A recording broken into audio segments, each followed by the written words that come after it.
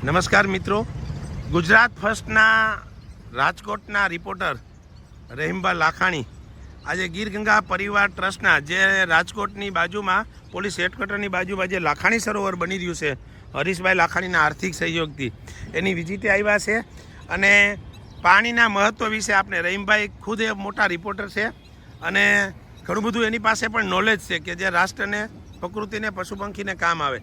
એના મોઢેથી જ આપણે સાંભળીએ કે આ ગીર ગંગા પરિવારની આ પ્રવૃત્તિને લઈ અને રહીમભાઈ પોતાનું મંતવ્ય આપશે. દિલીપભાઈ, મને તો યાદ છે કાંઈ બાજુનો જ વિસ્તાર છે, કોર્પોરેશનમાં ભળી ગયો છે. આખી સોસાયટી લગભગ 11 વીન છે, પાણી માટે વલખા મારતી હતી. પરંતુ તમારા દ્વારા જે સરોવર બનાવવામાં આવ્યું છે તેના કારણે એના બોર ઊંચા આવ્યા છે. હજી સુધી એવી ફરિયાદ એની નથી મળતી કે પાણીની તંગી છે. એટલે સૌથી જે પાણી છે આપણે સરોવર બનાવશું તો જમીનમાં ઉતરશે, જમીનના કારણે બોર છે તે સાજા થશે.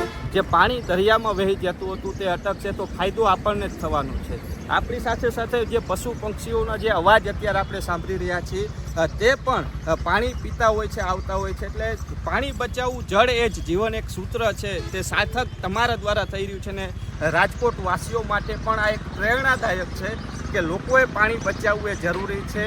કારણ કે આપણે પાણીનો બગાડ કરતા હોઈએ છીએ. બગાડની બદલે જો આ જ રીતના અનેક રાજકોટના વિસ્તારો એવા છે કે જ્યાં આ પ્રકારના તળાવ બની શકે ને તેના કારણે નહીં માત્ર પશુ પક્ષીઓ, આપણા ઘરની અંદર બોર છે તેના પણ તળ સાજા થતા હોય છે ને ઉનાળામાં કોઈ દિવસ પાણીની તંગી ન સર્જાય તેવું કામ છે આપના દ્વારા કરવામાં આવ્યું છે. ગીર ગંગા પરિવારને મારા તરફથી અભિનંદન આપવું છે કે આ પાણી બચાવવા માટેનું અભિયાન છે તે શરૂ કર્યું છે. અત્યારે જે મેસેજ છે, અત્યારે 22 જેટલા આ પ્રકારના તળાવો જે બની રહ્યા છે, અનેક તળાવો તો બની ચૂક્યા છે, પરંતુ અત્યારે હાલ ભર ઉનાળાની વચ્ચે 22 જેટલા તળાવો જે બની રહ્યા છે, બહુ સારી વાત કરવામાં પ્રયાસ છે તે ગીર ગંગા ટ્રસ્ટનો છે. જી.